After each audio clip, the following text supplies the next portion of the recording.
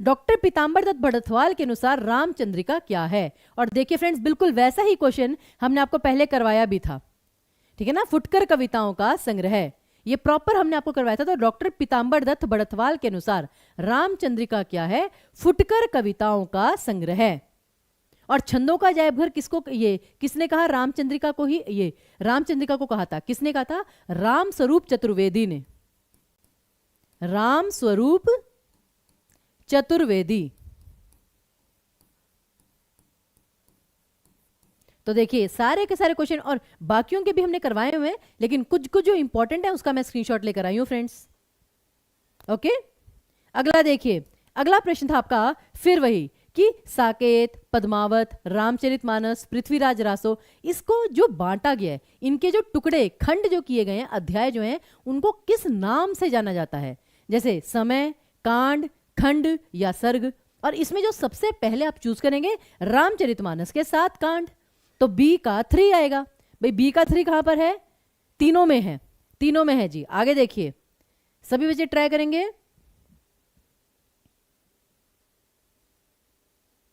बिल्कुल खुशबू जी, बिल्कुल सही उत्तर आपका। रासो समय, बिल्कुल सही। पृथ्वीराज रासो जो आदिकाल की रचना है वो आपका समय में था।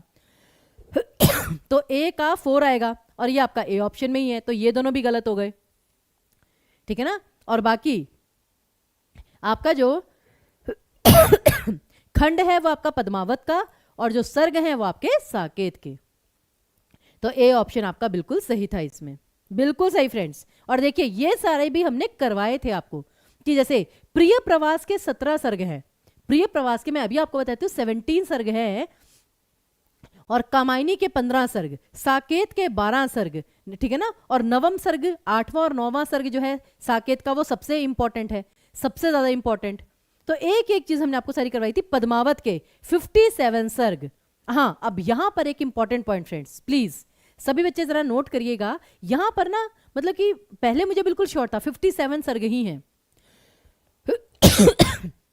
लेकिन फिर मैंने एक दो जगह और चेक किया, लेकिन कुछ जगह 58 भी दिया गया है फ्रेंड्स, और मेरे पास तो 58 जो सर्ग हैं उनके नाम भी लिखे हुए हैं, ठीक है ना। तो इसलिए 57 या 58 इसमें अभी थोड़ा सा कंफ्यूजन है, लेकिन हम आपको जल्दी ही कंफर्म करके बता देंगे। तो यहां पर थोड़ा ध्यान दीजिएगा, पद्मावत के 57 सर्ग या 58। ओके, क्लियर है सभी बच्चों को? हाँ जी, आगे देखिए। अब जैसे कि इसके पृथ्वीराज रासो के 69 अध्याय हैं, ठीक है ना। समय आप कह लीजिए, समय। साकेत के 12 सर्ग, कामायनी के 15 सर्ग, और पद्मावत के देखिए 58। अब यहां पे मैंने 58 लिखा हुआ है क्योंकि उसकी डिटेल है मेरे पास, जैसे कि स्तुति खंड, सिंहल द्वीप वर्णन खंड, जन्म खंड, मान सरोदक खंड, सुआ खंड, रत्नसेन जन्म खंड, बनिजारा खंड, नागमती सुआ खंड, राजा सुआ संवाद खंड। तो इसीलिए 57 और 58 में मुझे थोड़ा सा डाउट है। और फ्रेंड्स, जहां पे डाउट है वहां पर है, ठीक है ना। हम कोई वो सर्वव्यापी तो नहीं है, सर्वज्ञानी भी नहीं है कि हमें कंफर्म ही हो। तो एक बार मुझे इसका चेक करने दीजिएगा, ठीक है जी। नहीं, मैं जानती हूं मोस्टली बच्चों का 57 ही, और मैंने भी स्टार्टिंग से 57 ही माना है। ओके, अगला देखिए। फिर मिश्र बंधु विनोद को साहित्य के पंचांग की संज्ञा किसने दी? जल्दी से बताइए। मिश्र बंधु विनोद, ठीक है ना, इसको साहित्य के पंचांग की संज्ञा किसने दी? अरे अरे, शेरो शायरी होती रहेगी असलम जी, आगे बढ़िए। ऐसा कुछ नहीं है, हमें भी शेरो शायरी का बहुत शौक है, और अच्छा है, ठीक है ना। क्रिएटिविटी होनी चाहिए भाई, उसको शो भी करना चाहिए। डी ऑप्शन, नामवर सिंह जी, बिल्कुल सही फ्रेंड्स। नामवर सिंह जी ने ही मिश्र बंधु विनोद को साहित्य के पंचांग कहा था। ओके, अगला देखिए। फिर मिश्र बंधु विनोद द्वारा रचित हिंदी नवरत्न में कौन सा कवि सम्मिलित नहीं है? नवरत्न, नवरत्न में जैसे कि 9 प्रमुख व्यक्ति थे, तो इनमें से कौन सा सम्मिलित नहीं है, ये आपको बताना है। ट्राई करिए ध्यान से, मैं रचना आपको बता रही हूं, हिंदी नवरत्न। विद्यापति जी, बिल्कुल सही फ्रेंड्स, बिल्कुल सही। और वो 9 व्यक्ति कौन कौन थे वो भी मैं आपको बता देती हूं, देखिए जरा। तुलसीदास, सूरदास, देव, बिहारी जी, फिर त्रिपाठी बंधु, त्रिपाठी बंधु में कौन कौन है? भूषण और मतीराम, ठीक है ना। फिर केशव दास, कबीर दास, चंदबरदाई, हरिश्चंद्र, ठीक है ना। और इन सबको मिश्र बंधु ने, ठीक है ना, भृत्यत्रयी, मध्यत्रयी और लघुत्रयी की श्रेणी में भी बांधा था और उनकी जीवनी और उनकी रचनाओं का तुलनात्मक अध्ययन भी प्रस्तुत किया था। तो ये जो हिंदी नवरत्न थे, ये 9 जो कवि हैं, इनका पूरा मतलब इनके जीवन का, इनकी रचनाओं का पूरा विश्लेषण प्रस्तुत किया था। तो ये भी आपसे पूछा जा सकता है, ठीक है ना। अगला देखिए, अगला प्रश्न आपका क्या है कि मिश्र बंधु द्वारा रचित, अच्छा मिश्र बंधु विनोद में, अब जो मिश्र बंधु विनोद की हम बात कर रहे हैं उसमें लगभग कितने कवि या लेखक सम्मिलित हैं?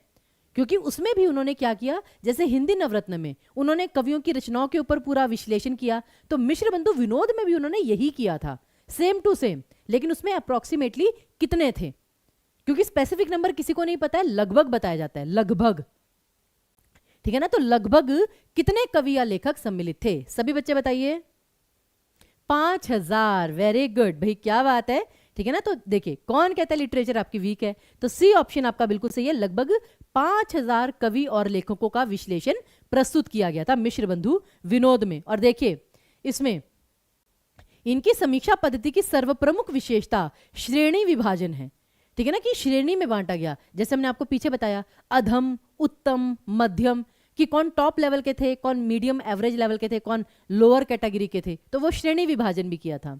अगला, अब निम्नलिखित कृतियों को उनके प्रकाश वर्ष के अनुसार, ठीक है ना, सही क्रम में बताइए। भारत भारती, साकेत, यशोधरा और जय भारत।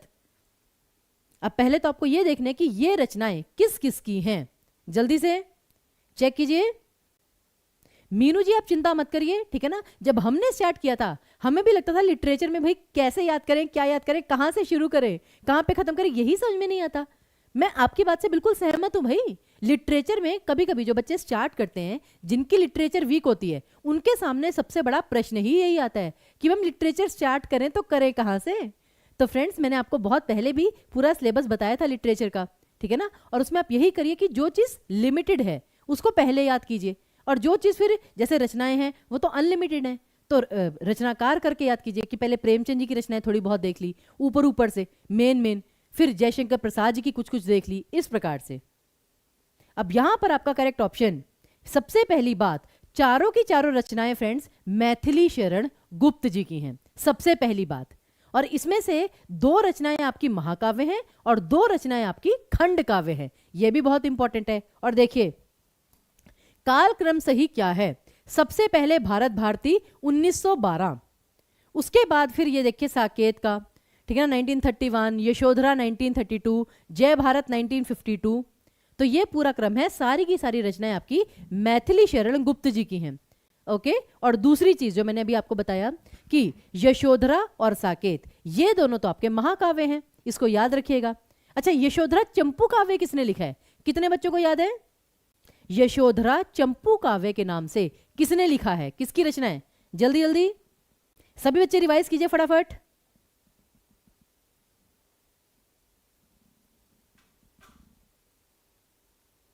हाँ जी, याद है कि नहीं है? हम आपके ही कमेंट्स देख रहे हैं फ्रेंड्स। जी, असाध्य वीणा के रचनाकार अज्ञेय जी हैं फ्रेंड्स, अज्ञेय जी, ओके।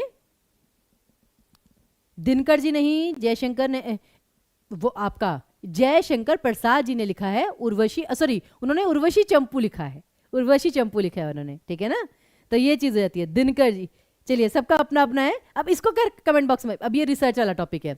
अब यशोधरा और साकेत ये आपके महाकाव्य हैं, परंतु भारत भारती और जय भारत आपके खंड काव्य हैं। तो जैसे विधा पूछी जाती है, आपसे महाकाव्य और खंड काव्य भी पूछा जा सकता है। कैसे? निम्न में से कौन सा महाकाव्य नहीं है, सिंपल सा क्वेश्चन आपसे पूछा जा सकता है। अगला देखिए, प्रेमचंद के उपन्यास प्रेमा, सेवा सदन, निर्मला, गबन, इनका कालक्रम निर्धारित करें। अब फ्रेंड्स, यहां पर अब जितने भी बच्चे हैं प्लीज तैयार हो जाइए, क्योंकि मैं बहुत इंपॉर्टेंट पॉइंट बताने वाली हूं। सभी बच्चे प्लीज ध्यान दीजिएगा, मैं बहुत इंपॉर्टेंट पॉइंट आपको बताने जा रही हूं इसके बाद, ठीक है ना। कि प्रेमचंद जी के जैसे उपन्यास हैं, उनको क्रम से याद कैसे किया जाए, उसकी मैं आपको ट्रिक बताने जा रही हूं जल्दी से। और जैसा आज हम आपको प्रेमचंद जी की रचनाओं का क्रम बता रहे हैं, कल परसों हम आपको दूसरे रचनाकारों की रचनाओं का क्रम बता देंगे कि कैसे याद करें, ट्रिक्स।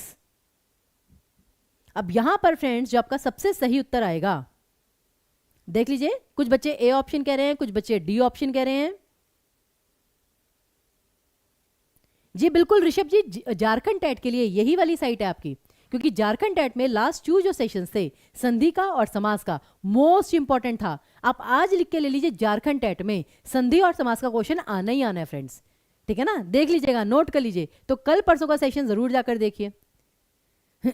अब यहां पर आपका करेक्ट ऑप्शन आएगा फ्रेंड्स ए ऑप्शन, 1907, 1918, 1927 और 1931।